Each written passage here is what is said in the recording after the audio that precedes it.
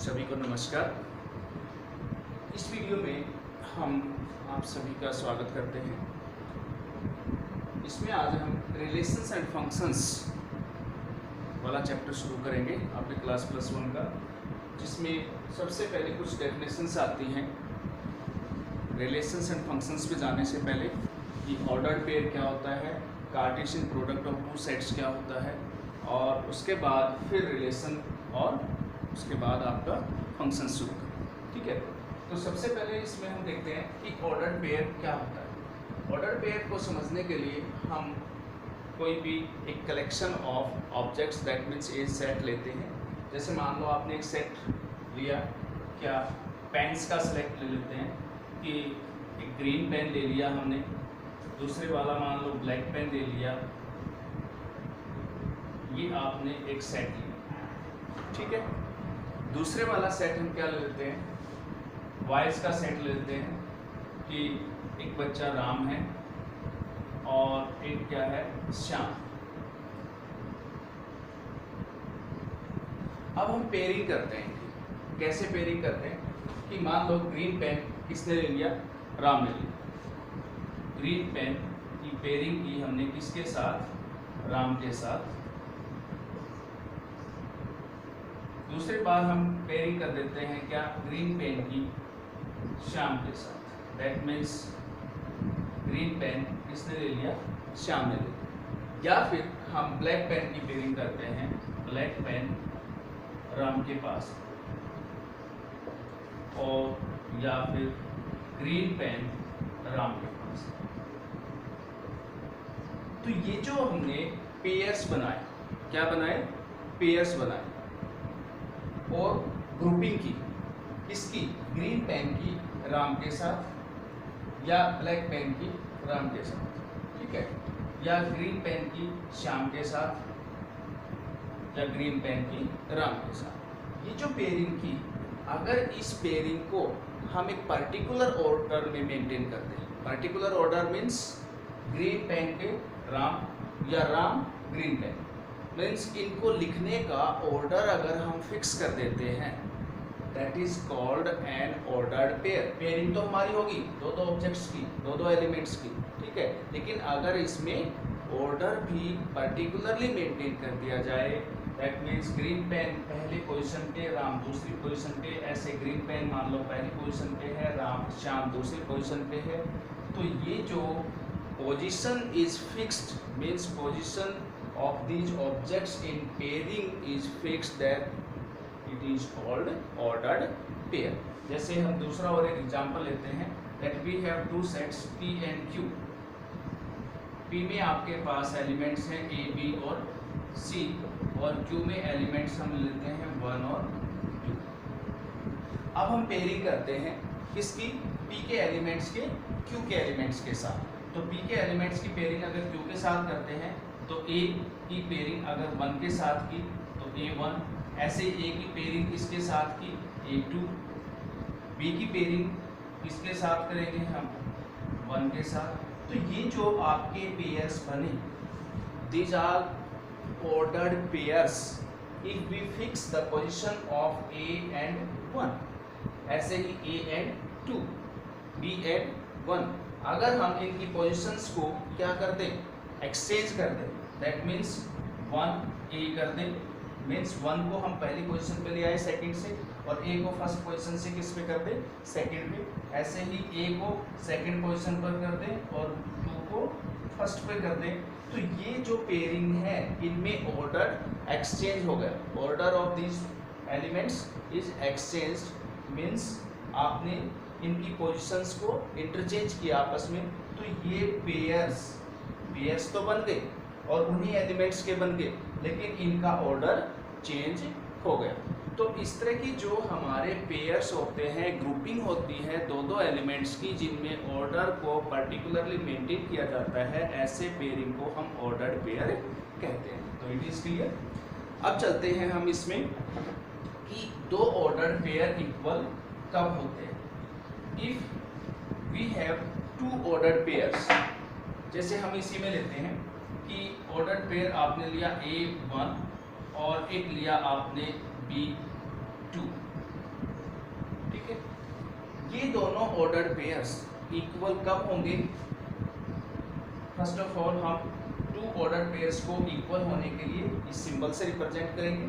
और दूसरी बात क्या है कि अगर इनके कोरस्पॉन्डिंग कंपोनेंट्स इक्वल हैं, only then we can say that these two ordered pairs are equal. अब कोरस्पॉन्डिंग कंपोनेंट्स मींस जो इसमें ए है ये फर्स्ट पोजीशन पे है, इसको हम क्या कहेंगे? इस ऑर्डर पेयर का फर्स्ट कंपोनेंट। वन कहाँ पर है? दूसरी पोजीशन पर है, तो इसको हम क्या कहेंगे? सेकंड कंपोनेंट कहेंगे। इसी तरह से इस ऑर्डर पेयर में बी कहाँ पर है? फर्स्ट कंपोनेंट है क्योंकि फर्स्ट पोजीशन पर है। टू कहाँ पर है? सेकंड पोजीशन पर है, ये सेकंड कंपोनेंट कहलाएगा। ठीक है, तो अगर हमारा फर्स्ट कंपोनेंट इसके फर्स्ट कंपोनेंट के इक्वल हो जाए और सेकंड कंपोनेंट सेकंड कंपोनेंट के इक्वल हो, only then we can say that these two ordered pairs are equal। ठीक है, तो ऑर्डर्ड पेयर्स इक्वल कब होते हैं? जब इनके कोरस्पॉन्डिंग कंपोनेंट्स इक्वल हो जाए। नेक्स्ट अब हमारा आता है इसमें कंसेप्ट कार्टेशियन प्रोडक्ट का, कि टू सेट्स की कार्टेशियन प्रोडक्ट क्या होती है। चलिए देखते हैं। इस पे कोई भी दो नॉन एम्प्टी सेट्स लेते हैं कि let P and Q are any two non-empty sets। P set हमने ले लिया X, Y और Z, इसमें तीन एलिमेंट्स लिए हमने। Q में हमने ले लिए मान लो 1 और 2, these are two elements in the set Q। Now we have to find out Cartesian product of P with Q। ध्यान से सुनना, इसमें Cartesian product of P with Q and this is represented by P cross Q। Cartesian product of P with Q is represented by P cross Q and this is equal to, क्या होती है ये? This is the collection of ordered pairs। This is the collection of ordered pairs। कौन से collection, कौन से ordered pairs की? कि पहले हमारे पास यहाँ पर सेट क्या है? P, तो पहले हम एलिमेंट क्या लेंगे? X, इसका P का ही, और इसकी पेयरिंग करेंगे किसके साथ? Q के किसी भी एलिमेंट के साथ, दैट मीन्स 1 के साथ। ये आपका फर्स्ट ऑर्डर पेयर बना। दूसरा हमारा X का 2 के साथ पेयरिंग करेंगे, सो ये आपका सेकंड ऑर्डर पेयर बना। इसी तरह से Y का पेयरिंग 1 के साथ, फिर Y की 2 के साथ, फिर Z के 1 के साथ, फिर Z के 2 के साथ। इस तरह से जितने भी ऑर्डर्ड पेयर्स बनेंगे P से Q के एलिमेंट्स के साथ, इन सभी का जो कलेक्शन बनेगा that is called Cartesian product of P with Q। तो चलिए इनको लिखते हैं। X के 1 के साथ पेयरिंग, X की 2 के साथ पेयरिंग हो गई। अब Y की 1 के साथ पेयरिंग और Y की 2 के साथ पेयरिंग, फिर Z की 1 के साथ ऑर्डर पेयर, Z का 2 के साथ ऑर्डर पेयर। ये हमारे ऑर्डर्ड पेयर्स बने कौन से? Elements of P with elements of Q and this is called Cartesian product of P with Q। ठीक है, अब हमारी बारी आती है कि भाई Cartesian product of Q with P क्या होगा? Cartesian product of the set Q with set P, this is equal. अब ये क्या होगा? इसमें जो हमारे ऑर्डर्ड पेयर्स बनेंगे इस तरह से, उसमें आपका ऑर्डर पेयर में फर्स्ट कंपोनेंट और सेकंड कंपोनेंट चेंज हो जाएंगे। दैट मीन्स फर्स्ट कंपोनेंट अब कहाँ से होगा? सेट Q से होगा। सेकंड कंपोनेंट कहाँ से होगा? P से होगा। जो हमारे सेट्स की ऑर्डरिंग होती है, इसी तरह से ऑर्डर पेयर्स में भी एलिमेंट्स की पेयरिंग उसी तरह से होती है। ठीक है, तो Q मीन्स 1, इसका पहला एलिमेंट लिया, इसके X के साथ पेयरिंग करेंगे, फिर 1 की Y के साथ पेयरिंग हो जाएगी, फिर 1 की Z के साथ पेयरिंग हो। ठीक है, उसी तरह से अब 2 की X के साथ पेयरिंग, फिर 2 की Y के साथ पेयरिंग, 2 की Z के साथ पेयरिंग, 2X 2Y 2Z। आप यहाँ इसमें देख रहे हैं कि बनाए तो हमने वही ऑर्डर पेयर्स हैं और एलिमेंट्स भी वही आ रहे हैं, लेकिन उन ऑर्डर्ड पेयर्स की पोजीशन चेंज हो गई। जैसी पोजीशन इन सेट्स की है उसी तरह से ऑर्डर्ड पेयर्स में भी कंपोनेंट्स मींस जो एलिमेंट्स हैं उनकी पेयरिंग मींस उनकी पोजीशंस है वो फर्स्ट पोजीशन और सेकंड पोजीशन पे आता है। जैसे यहाँ पर क्यू सेट पहले है तो पहले जो कंपोनेंट्स आएंगे वो सारे के सारे किसके आएंगे, क्यू सेट के आएंगे।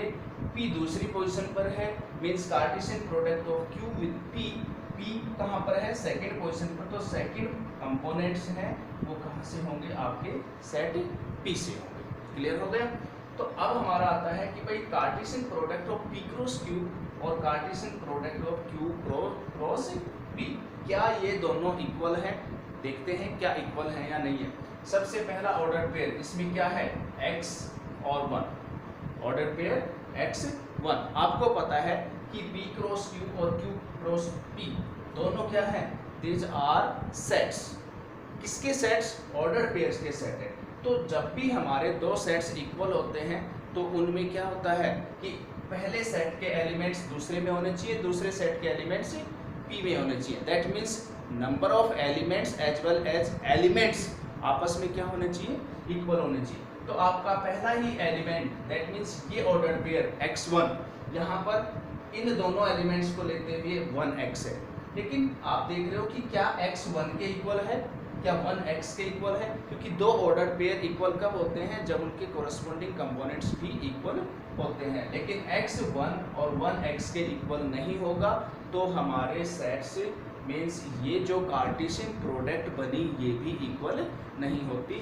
इसलिए p क्रॉस q इक्वल नहीं है इसके q क्रॉस p। हाँ, ये दोनों इक्वल हो सकते हैं, q क्रॉस p और p क्रॉस q दोनों इक्वल हो सकते हैं। किस केस में इक्वल होते हैं, जब आपका p इसके इक्वल हो q के equal. That means p cross q is equal to q cross p equal to p and q। Only when जब ये आपस में इक्वल होंगे तो ये भी आपस में इक्वल होंगे। ठीक है। हाँ, नंबर ऑफ एलिमेंट्स इन दोनों के इक्वल बनेंगे। नंबर ऑफ एलिमेंट्स क्या होता है, number of elements in p cross q means जो आपका कार्टेशियन प्रोडक्ट बना उसमें कुल कितने एलिमेंट्स आएंगे, मीन्स कुल कितने ऑर्डर्ड पेयर्स बनेंगे। That is called number of elements in p cross q।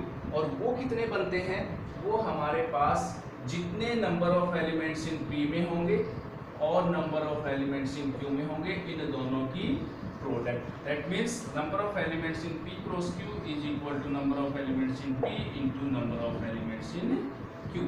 This is called number of elements of p cross q। तो यहाँ पर हमारे पास 3 एलिमेंट हैं, इसमें 2 एलिमेंट हैं, तो number of elements means number of ordered pairs in p cross q is equal to 3 into 2 6 बनेंगे।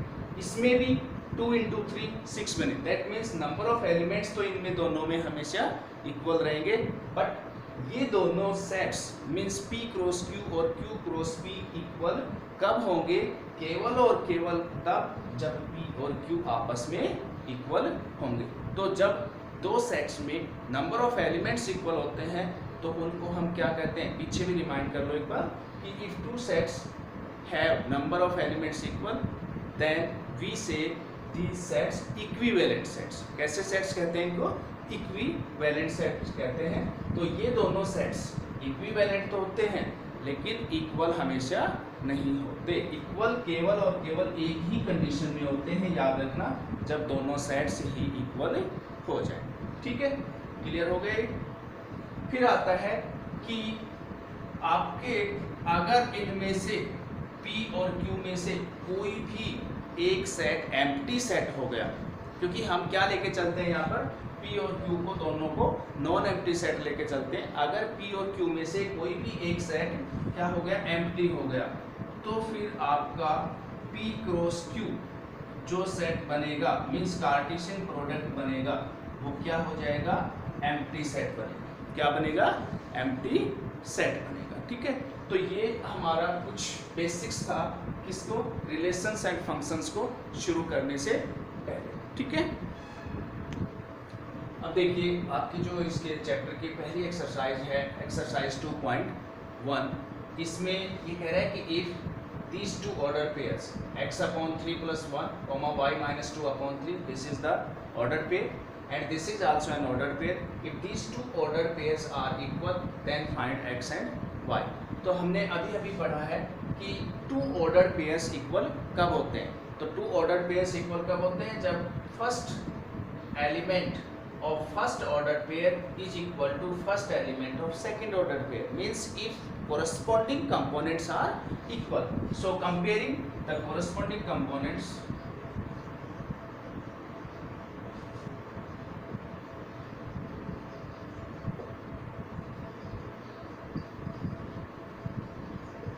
we have, जब इनके corresponding components को आप compare करोगे तो यहाँ से x upon 3 plus 1 is equal to किसके होगा? क्योंकि जो फर्स्ट कंपोनेंट है इसके फर्स्ट कंपोनेंट के इक्वल होगा. So x upon 3 plus 1 is equal to 5 upon 3 and y minus 2 upon 3 is equal to 1 upon 3. बस अब हमारे पास ये दो इक्वेशंस आ गई.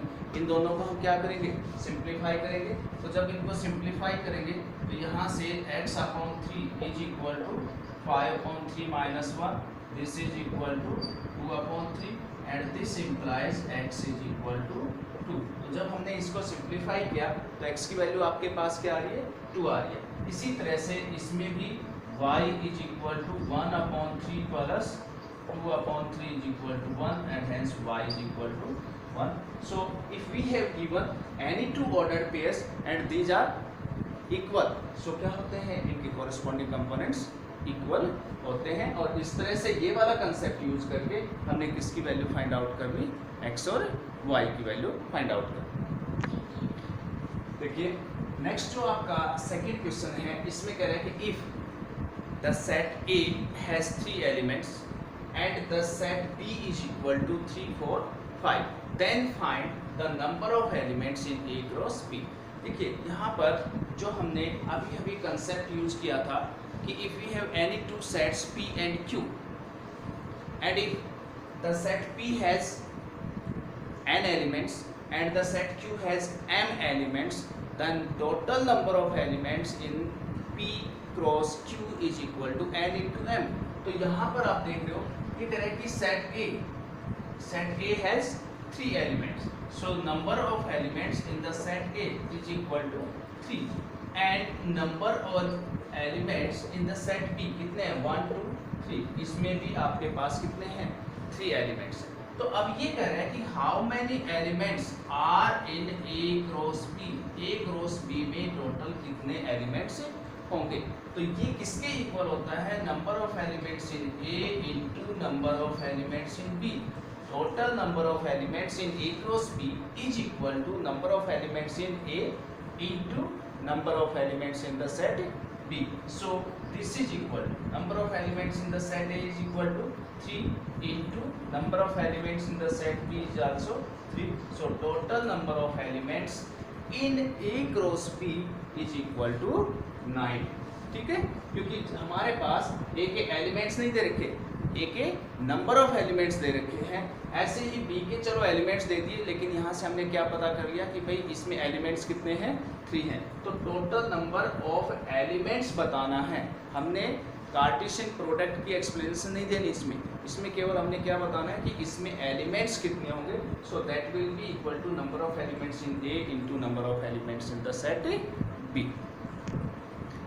देखो बेटा, अब आपका आता है क्वेश्चन नंबर 3. क्वेश्चन नंबर 3 में ये क्या कर रहा है कि if we have two sets G and H, the set G has 2 elements 7 8 and the set H has 3 elements 5 4 2, and then we have to find out G cross H, means Cartesian product of G with H and Cartesian product of H with G. देखिए इसमें आपने क्या करना है, सबसे पहले हम find out करते हैं क्या? G cross H.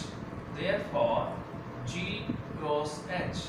अब G cross H क्या होता है? Collection of ordered pairs. Collection of ordered pairs. और ऑर्डर्ड पेयर्स कौन से होंगे? जिसमें फर्स्ट कंपोनेंट कौन से सेट से होगा? G सेट से. और सेकंड कंपोनेंट कौन से सेट से होगा? H सेट से होगा. तो इनको कलेक्शन करते हैं. जी सेट का पहला एलिमेंट लिया 7 और इसका पहला एलिमेंट क्या लिया 5। एक ऑर्डर पेयर बना दिया हमने। ऐसे ही जी सेट का पहला एलिमेंट इसके दूसरे के साथ पेयरिंग करेगा, फिर इसका पहला एलिमेंट इसके तीसरे के साथ पेयरिंग करेगा। तो 7 4 सेकेंड ऑर्डर पेयर, 7 2 आपका थर्ड ऑर्डर पेयर बन गया। अब 7 की पेयरिंग इन तीनों एलिमेंट्स के साथ कंप्लीट हो चुकी। अब नेक्स्ट जो पेयरिंग बनेगी वो कौन सा एलिमेंट बनाएगा जी सेट का 8 की पेयरिंग बनाएंगे 5 के साथ, 4 के साथ और 2 के साथ। सो 8 5 8 4 8 2 ये आपका कार्टेशियन प्रोडक्ट बना। कौन सा कार्टेशियन प्रोडक्ट बना? सेट G का विद सेट H। ऐसे ही अब आपने कार्टेशियन प्रोडक्ट बनाना है H का विद G के साथ। दैट मीन्स इसमें भी वही ऑर्डर्ड पेयर्स बनेंगे, लेकिन चेंज क्या हो जाएगा? इसमें जो ऑर्डर्ड पेयर बनेगा उसमें फर्स्ट कंपोनेंट्स कौन से सेट से होंगे? H सेट से। और जो सेकंड कंपोनेंट्स बनेंगे वो कौन से सेट से होंगे? G सेट से होंगे। दैट मीन्स ये वाले एलिमेंट्स फर्स्ट पोजीशन पे होंगे और ये वाले एलिमेंट्स कौन सी पोजीशन पे होंगे? ऑर्डर पेयर में सेकंड पोजीशन पे होंगे। दैट मीन्स 5 7 5 8 फिर 4 7 4 8 फिर 2 7 और 2 8। This is the Cartesian product of H with G। आप देख रहे हो कि इसमें G क्रॉस H में 1 2 3 4 5 6 6 एलिमेंट्स मीन 6 ऑर्डर पेयर्स बने हैं। ऐसे ही H क्रॉस G में भी 1 2 3 4 5 6 6 ही बने। That means number of elements हमेशा क्या होंगे? H क्रॉस G और G क्रॉस H में इक्वल होंगे। But G cross H and H cross G equal नहीं है। मैंने बताया था कि ये केवल तभी इक्वल होंगे जब G और H आपस में इक्वल होंगे। ओके।